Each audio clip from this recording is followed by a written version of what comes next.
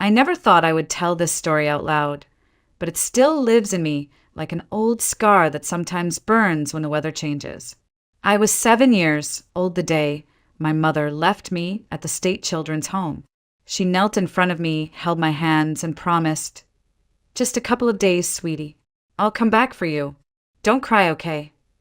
I nodded because I trusted her. She was my whole world, the only family I had. And then she walked out the door and never came back. At first, I believed she had been delayed by something important. Maybe she got sick or had an accident. Maybe she was looking for a better home for us and would come to get me when everything was ready. Every time I heard footsteps in the hallway, I ran to the window, expecting to see her smiling face. Every time the door opened, my heart leapt. But it was never her. Not that day, not the next week, not the next month. The other kids in the home told me bluntly she's not coming back. People don't bring kids here for a few days. But I refused to believe them. I waited 1 year, then 2, then 3, until I turned 18 and left the home for good. And even then, a small part of me still thought one day she might appear, apologize, and tell me it was all a misunderstanding. When I finally tracked her down because I couldn't let go without answers, I learned the truth. She had moved to another city, built a life without me, and never planned to return. She hadn't lost me by accident. She had abandoned me on purpose. That realization hit harder than anything I had experienced as a child. I was quiet, obedient, always tried to be good, so why wasn't I enough? Why didn't she want me? For a long time, that question haunted me. But instead of letting it destroy me, I turned it into fuel. If my mother didn't want me, I would build a life so full and so strong that no one could ever throw me away again. I studied harder than anyone else in school, graduated top of my class, and earned a scholarship to a university known for its design program. I had one goal: to become independent, successful, and untouchable. I rented a small government-subsidized apartment when I aged out of the children's home, and I renovated it myself. Every piece of furniture, every color on the walls, every tiny detail was mine, proof that I could create beauty out of emptiness. That apartment wasn't just shelter, it was a statement. I was no one's burden. I was enough. Yet, even in my busiest moments, I felt lonely. Friends? I had a few acquaintances, mostly from work, but I kept my walls high. There was one exception, Ethan Collins. He was the boy I had met at the children's home when I was 11, and he was 13, still raw from losing his grandmother, the only family he had. I remembered how he had stood alone in the courtyard, head down, while a group of older boys taunted him. I stepped in, trembling but fierce, and said, "Back off. Leave him alone, or I'm telling Mr. Henderson." They laughed but scattered because everyone knew Mr. Henderson didn't tolerate bullying. That was how Ethan and I became friends. Two abandoned kids holding on to each other in a world that seemed eager to forget us. We stayed close even after he left the home, and I remained behind. On weekends, he would visit me, and we'd sit on the bench under the old oak tree, sharing stories about what we'd do when we finally had our own lives. He wanted to design houses. I wanted to fill them with warmth and light. Back then, those dreams felt like the only thing keeping us alive. I didn't know then how deeply our bond would shape my life. I didn't know it would grow into something more, something that one day would feel like the family I thought I had lost forever. When I aged out of the children's home, I stepped into the world with nothing but a worn-out suitcase, a government-issued apartment key, and a stubborn determination not to become another sad statistic. That apartment was tiny, barely 400 square feet, with peeling wallpaper and an old heater that rattled like it might explode any second. But to me, it was freedom.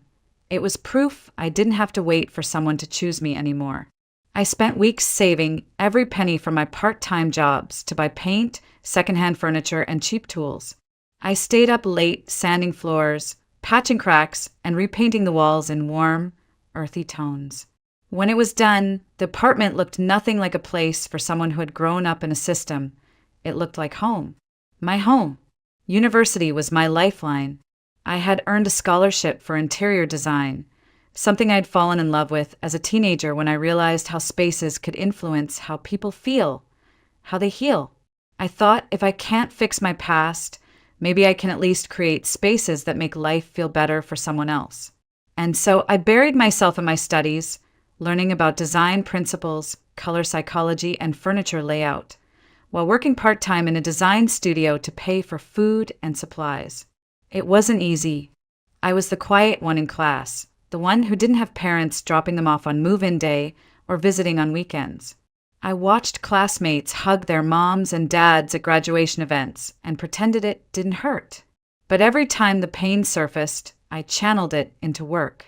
I became one of the top students in my program, known for designs that felt warm and lived in, like someone had finally come home. When I graduated, my professor recommended me for an internship at a well-known design bureau. That internship turned into a job offer, and suddenly I was working alongside seasoned designers on real projects: restaurants, boutique hotels, high-end homes. For the first time, I had a stable income, my own clients, and the respect of people who valued my talent. Outside of work, I kept my circle small. I had friendly colleagues, but no one I'd truly let in, except for Ethan.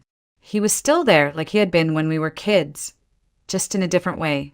He had gone to college for architecture, and now he was working for a construction company. Sometimes we'd meet up after work, grab coffee, and talk about everything and nothing. Ethan had always been steady, calm, and thoughtful, the kind of person who didn't need to fill every silence with words. I trusted him, even when I trusted no one else. He didn't pity me, and he never made me feel like I was broken or incomplete. One evening, after a particularly grueling day at work, I sat on my balcony and thought about how far I'd come. I had a career I loved, a home I'd built with my own hands, and enough savings to finally stop worrying about the next emergency. And yet, there was still this emptiness, a quiet voice in my head whispering, "This isn't enough. You still don't belong anywhere. You still don't have family." That night, Ethan called. "How's the queen of design?" he teased, his voice warm like it always was. "Exhausted," I admitted with a tired laugh. "But I'm okay. Work is good. Life is good, I guess." "You guess?" he asked gently. "Rachel, you deserve more than just okay. You deserve happy. You deserve someone who chooses you every day." His words sank into me like rain into dry soil. For so long, I had built my life around proving I didn't need anyone. But maybe I wanted to be chosen after all. At the time, I didn't know what Ethan truly felt for me. I didn't know how much our bond would shift in the months ahead, or how profoundly he would shape the life I was trying to build. I only knew that when he was around, the world felt a little less lonely, and I didn't have to keep pretending I was perfectly fine when I wasn't. The shift between friendship and something deeper didn't happen all at once. It crept in quietly, like sunlight slowly moving across a room. I began noticing the little things Ethan did, the way he always walked me to my car after late nights at work, the way he remembered how I took my coffee, or how he'd send me random pictures of buildings because he thought I'd like the design. One night, after a long work week, he invited me to dinner. "Just to celebrate," he said, smiling like he had some secret.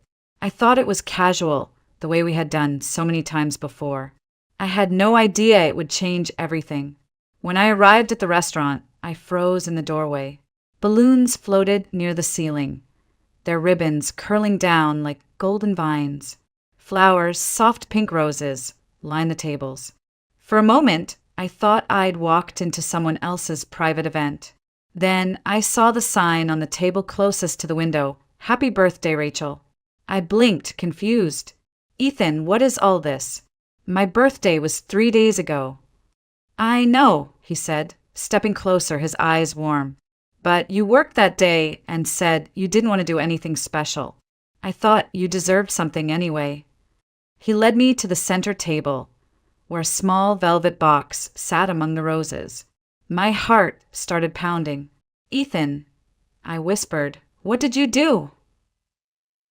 He smiled, but his voice trembled just enough to tell me how serious he was. "Rachel, We've known each other for most of our lives. You're the strongest person I've ever met and the most selfless. You've been my family when I didn't have one. I don't know what my life would look like without you, and I don't want to find out." So he opened the box. Inside was a delicate bracelet and attached to it a ring. "Will you marry me?" For a moment, I couldn't breathe. My mind flashed through every lonely night in the children's home. Every moment I'd told myself I didn't need anyone. Every brick I'd laid to build walls around my heart. And yet here was someone who had never left, who had stood beside me even when I pushed everyone else away. "Yes," I whispered, my voice breaking. "Yes, Ethan, I'll marry you."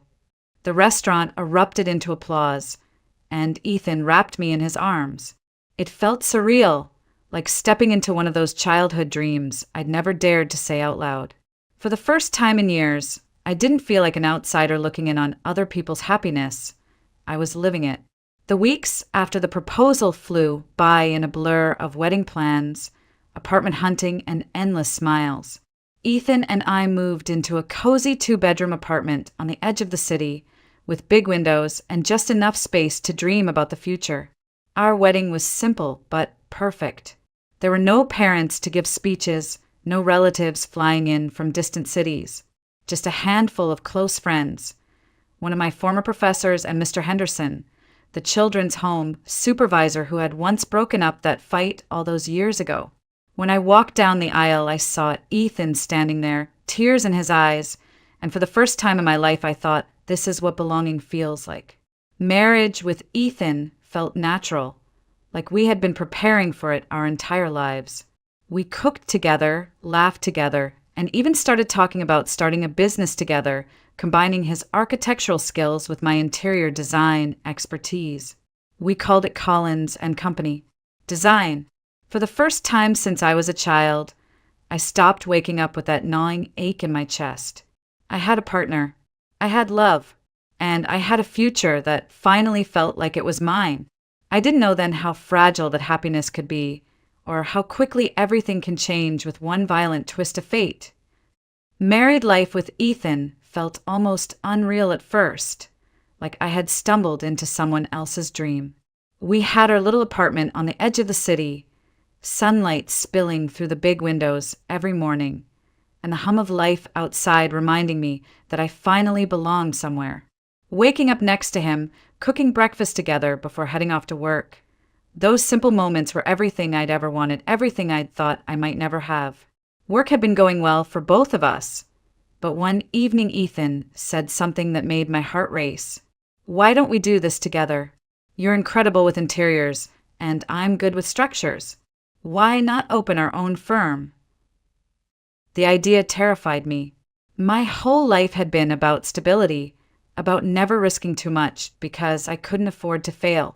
But looking at Ethan, his excitement contagious, I thought maybe this is what family does. They dream together.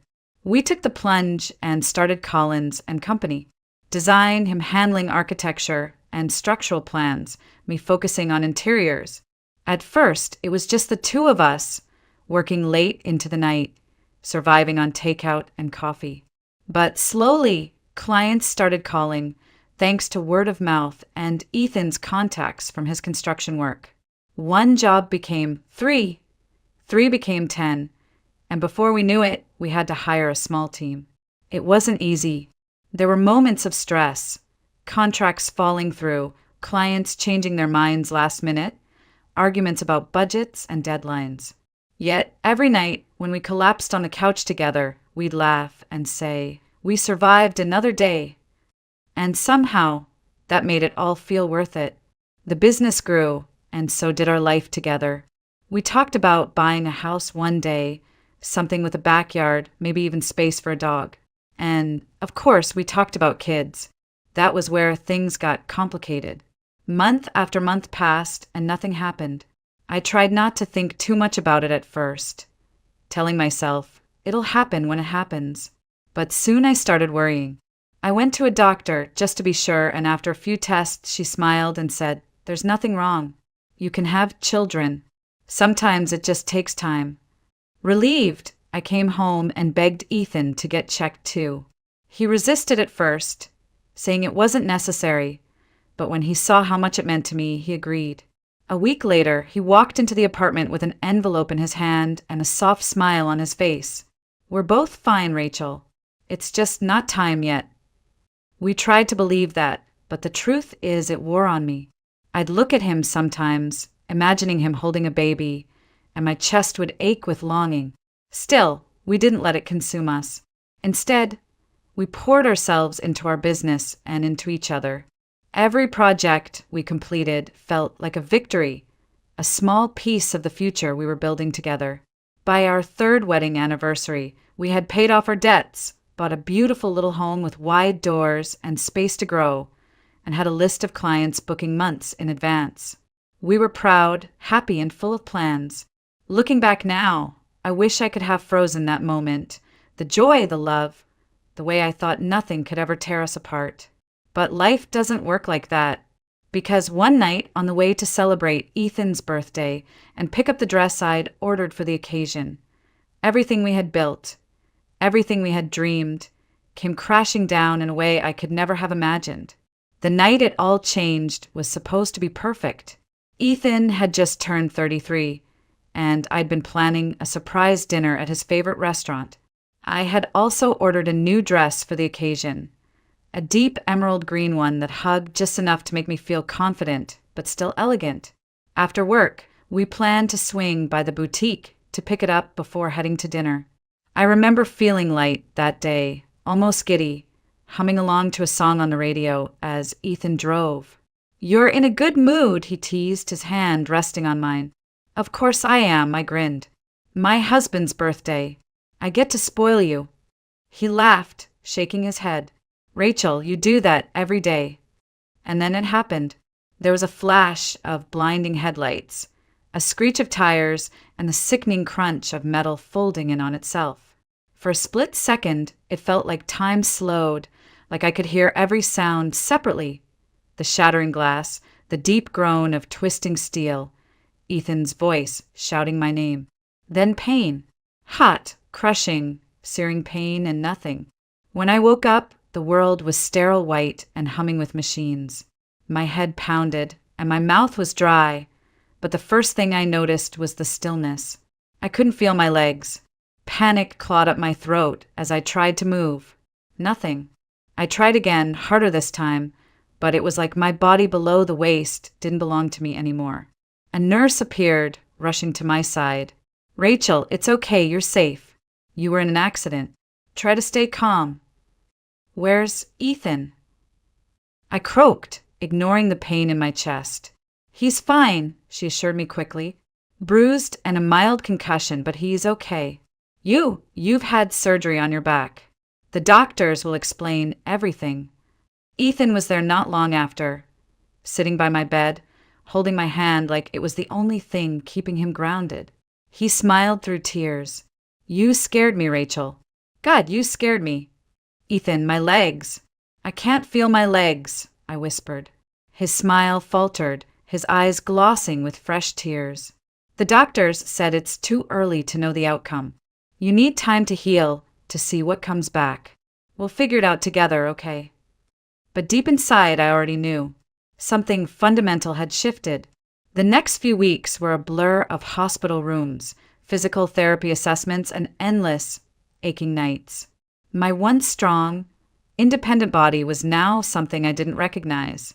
And though Ethan never left my side, feeding me, brushing my hair, holding me when I cried, I couldn't shake the feeling that I'd lost more than just my mobility. I'd lost who I was. One evening, I broke down completely.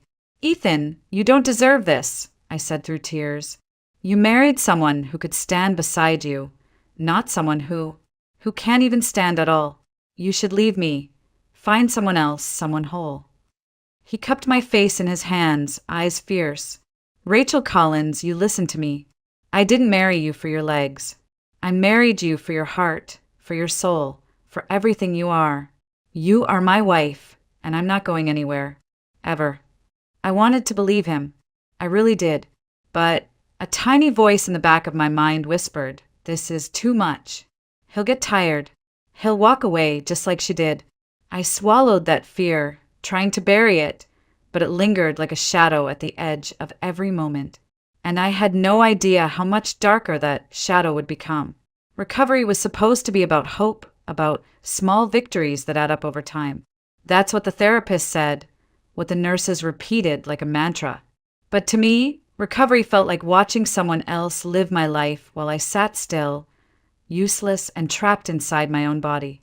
I went through surgery after surgery, each one promising a chance to regain what I'd lost. Metal rods, endless physical therapy sessions, injections, nerve tests. My life became a string of procedures and waiting rooms. For a while, I clung to the idea that if I just worked hard enough, I could get back to where I was before the accident. But each day bled into the next, and my legs remained silent, numb like they didn't belong to me anymore. Then came the tumor. It was a small growth near my spinal cord, benign but complicated. The doctors told me it was most likely a result of scar tissue and trauma. More surgery, they said. More recovery. More pain. Something inside me broke at that moment.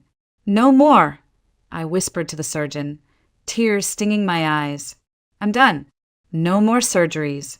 I can't live like this anymore. When I came home from the hospital that day, Ethan tried to reason with me. Rachel, don't give up now. You're stronger than this. We can beat this thing together. I shook my head. I don't have it in me anymore, Ethan. I'm tired of being cut open, tired of hoping for something that never comes. I just want to be home, in peace, however long I have. He nodded, but I could see the worry in his eyes. And that's when things between us began to shift, almost imperceptibly at first. Ethan started working late more often. At first, it made sense. We still had our design business, clients depending on us. But soon it felt like he was avoiding me. I'd hear his car pull in after midnight, or sometimes not at all. When I asked, he'd say he fell asleep at the office, too tired to drive home. I tried to believe him. I told myself he was just stressed, overwhelmed by the weight of it all, my injuries, our business, the life we'd built now teetering on shaky ground. But that little voice inside me whispered louder with each passing day, he's slipping away. He's leaving you, just like she did. And I hated myself for thinking it because he was still kind, still patient when he was home. He'd bring me flowers, make me tea, sit with me while I cried at night. But there was a distance in his eyes sometimes, like he was looking at me and seeing the life he'd lost instead of the woman he'd married. One evening, as I sat in my wheelchair by the window, watching rain streak down the glass, I realized I was crying without even noticing it. I had been here before, this feeling of waiting for someone to come back, someone who might never truly return. And I thought, maybe this is what I deserve. Maybe I was never meant to be someone's forever. The next morning, I woke up with swollen eyes and an ache in my chest that wouldn't go away. I didn't tell Ethan how deep it went, how I feared he was already halfway gone. Instead, I smiled when he left for work and told him to be careful, just like I used to do back when life was normal. But inside, I was bracing for the moment he would stop coming home altogether. It was a quiet Thursday morning when the doorbell rang. I wasn't expecting anyone. Ethan had already left for work, and I hadn't scheduled any therapy visits. I wheeled myself to the door and opened it, expecting maybe a delivery. Instead, there stood a man I had never seen before, late 50s, salt and pepper hair, eyes that looked strangely familiar. "Rachel Collins," he asked gently. "Yes, can I help you?" I answered cautiously. He took a deep breath, as if steadying himself. "My name is Dr. Thomas Green, and I'm your father." For a moment, I thought I'd misheard him. My father? The man I'd been told didn't exist? My mother had always insisted she raised me alone, that my father wasn't someone I needed to know about. She never even said his name. I laughed, sharp, nervous, bitter. My father? That's impossible. My mother said, "I didn't know about you," he cut in, his voice shaking slightly. "Rachel, I swear to you I didn't know. I only found out 2 months ago, when your mother reached out to me before she passed." The mention of her stopped me cold. My mother gone? After all those years of silence, all those unanswered questions, she had died without ever facing me. Thomas continued. She told me everything. She told me she left you at the children's home and that she regretted it every day. She asked me to find you, to tell you she was sorry. I stared at him, trying to process everything. Why now? Why after all these years? Because I'm your father, and I didn't know I had a daughter, he said, his voice breaking. I can't change what she did, but I can try to be here now if you'll let me. I didn't know what to say. Part of me wanted to slam the door and never look back.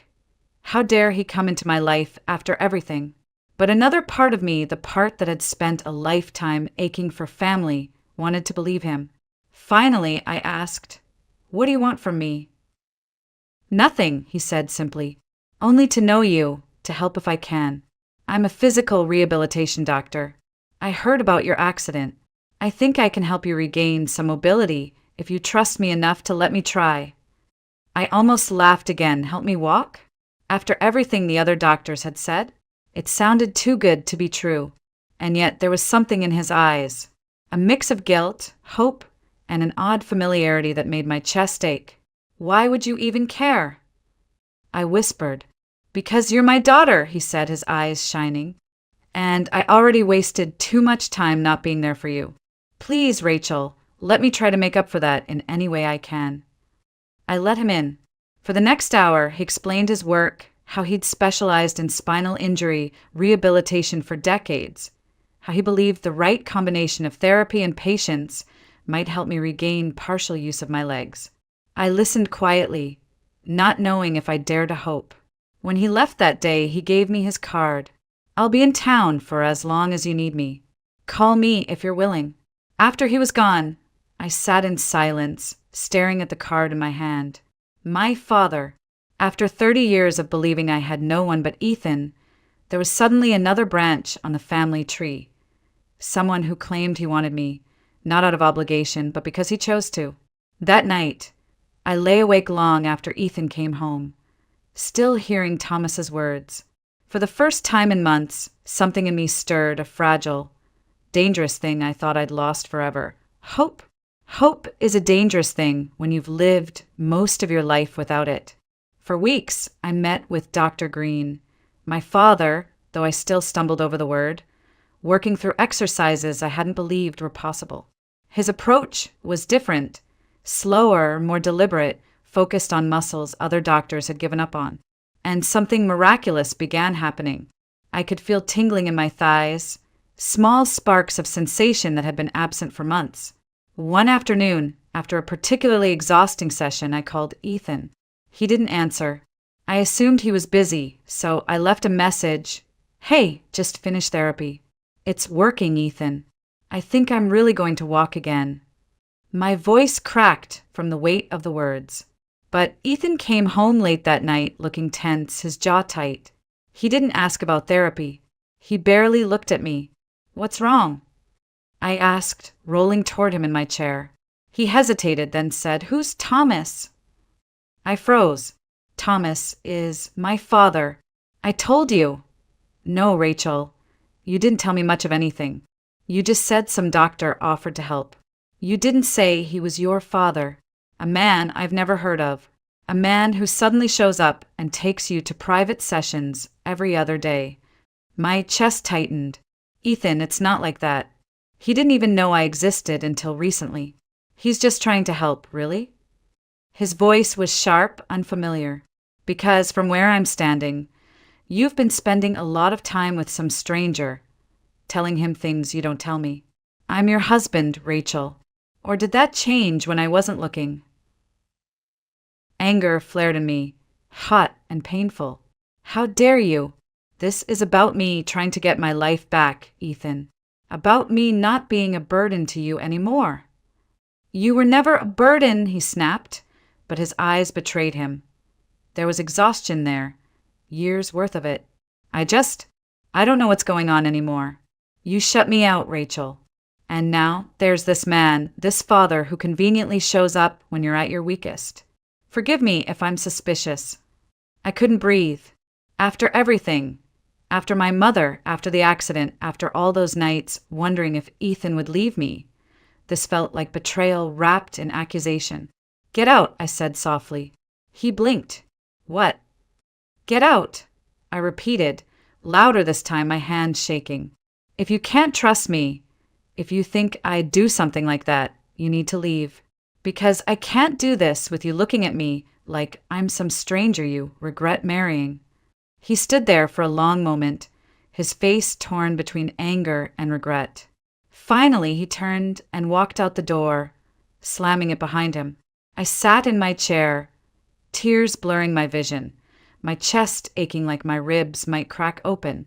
All the old fears came rushing back. He's leaving, Rachel. Everyone leaves eventually. Hours passed before I heard another knock on the door. I opened it to find Thomas standing there looking concerned. Rachel? Are you okay? I broke then. I collapsed forward, sobbing into the chest of a man I'd only known for a short time but who was undeniably my blood. He thinks I'm having an affair, I choked out. Thomas stiffened, then pulled back to look at me. An affair? With me? I nodded helplessly. He sighed, shaking his head. Rachel, I'm so sorry. This is my fault. I should have come to meet him. Explained everything from the start. The sound of the door opening cut him off. Ethan stood there, eyes wide, his face pale. He'd come back, just in time to see me leaning on Thomas, crying. Rachel, Ethan's voice cracked. What is this? And before I could explain, he strode across the room and shoved Thomas backward. Stay away from my wife. Stop! I screamed, pushing my chair forward. He's my father, Ethan. My father. The room fell silent except for my ragged breathing. Ethan froze, looking at me like he'd just been punched. Your father, he whispered. Yes, I said, tears streaming down my cheeks. The man you thought I was cheating with is my father, the one I never had, the one who's trying to help me walk again. Ethan stumbled back, horrified, his voice barely audible. Oh God, what have I done? Ethan stood there frozen, his face pale, his hands trembling as if he didn't know what to do with them. For a long moment, no one spoke. I wiped my eyes, still shaking, and whispered, You thought I would do that to you? After everything we've been through. Ethan's eyes closed, and when they opened again, they were full of regret. Rachel, I was wrong. I let my fear and frustration get the best of me. I felt you slipping away, and instead of asking why, I accused you. I'm so sorry. I wanted to scream at him, to tell him how deeply his words had cut. But when I looked at his face, at the man who had stood by me through pain and despair, I saw something I hadn't noticed before. Exhaustion and fear. The same fear I'd carried for months, that I wasn't enough, that I was losing everything. Thomas stepped forward gently, placing a hand on Ethan's shoulder. You love her. I can see that. But love isn't about control or suspicion. It's about trust and showing up when it's hardest. His voice softened. I failed Rachel once, a long time ago. I'm not going to fail her again. Don't make the same mistake I did. Ethan's eyes welled up and he turned to me. Rachel, can we fix this? Can I make this right? I hesitated, then nodded slowly. Only if you listen this time. Only if you trust me. He knelt in front of me, taking my hands. I do, and I'll do better. I promise. That night, the three of us sat together, awkward at first, then slowly unraveling years of silence and misunderstanding. I told Ethan everything about Thomas, how he hadn't known about me, how he was trying to give me back more than just movement. He was trying to give me a piece of the family I'd always longed for. Ethan listened, really listened, and something shifted. From then on, he came to my therapy sessions, not just watching but helping, holding my waist as I tried to balance, encouraging me when pain made me want to quit.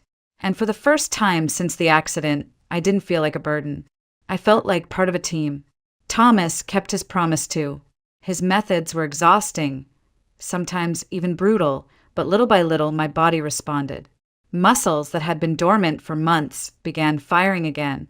The first time I managed to stand for a full 30 seconds without support, Ethan clapped like a kid, tears streaming down his face.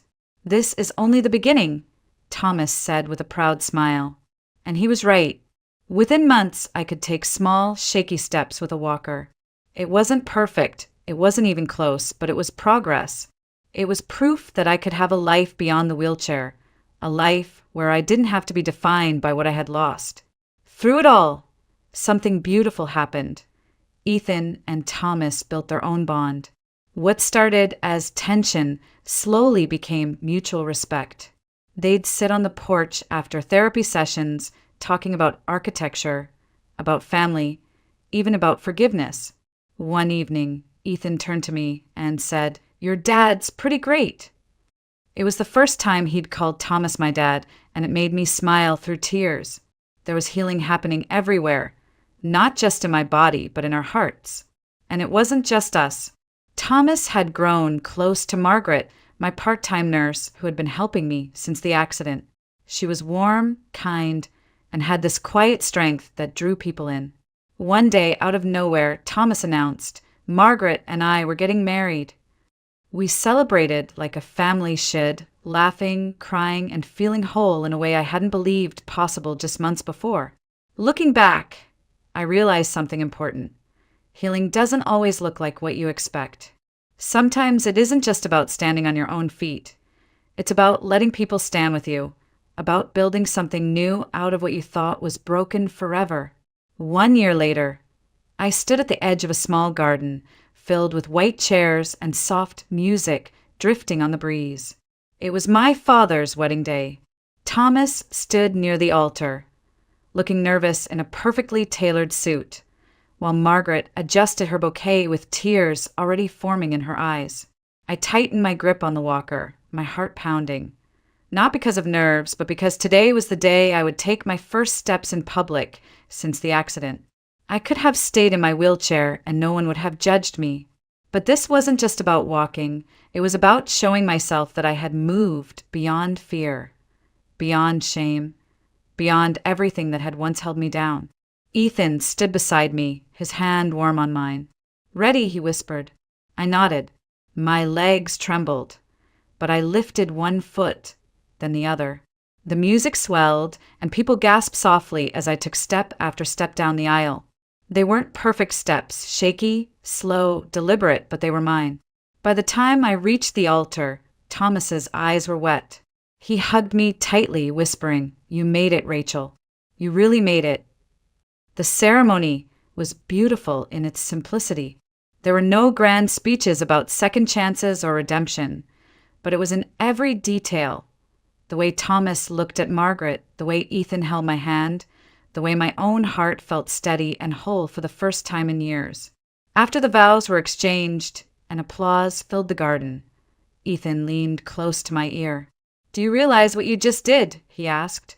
I laughed, tears spilling over. Walked down an aisle for someone else's wedding. "You walked into your future," he whispered. And he was right. That night, as we sat under a canopy of string lights, surrounded by family we never thought we'd have, I felt an overwhelming sense of gratitude. Not for the pain I'd endured, not for the abandonment of my childhood, not even for the accident, but for what had come after. For the people who showed up and stayed. For a father who refused to waste the second chance he'd been given. For a husband who learned to fight alongside me instead of against me. I thought back to the girl I used to be, the one waiting by the window of a children's home for a mother who never came back. She had been lonely, scared, and convinced that love was something she had to earn. I wanted to tell her, it's going to hurt before it heals. But one day, you'll find people who love you not because you're perfect, but because you're theirs. As the night came to a close, Ethan wrapped his arm around me, his voice soft. "Do you regret any of it? Even the hard parts?" I shook my head. "No, because it brought me here. To you. To him. To this family." I paused, feeling the cool night air on my face, and whispered, "Forgiveness didn't change my past, but it gave me a future." For the first time in so long, I believed those words. The pain hadn't vanished. The scars were still there, physical and emotional. But they were no longer chains, they were reminders of what I had survived and what I had built afterward. I wasn't that abandoned little girl anymore. I wasn't the broken woman in the wheelchair wondering if anyone would stay. I was Rachel Collins, daughter, wife, survivor, and someone who had finally learned how to stand, not just on my own 2 feet, but in my own life.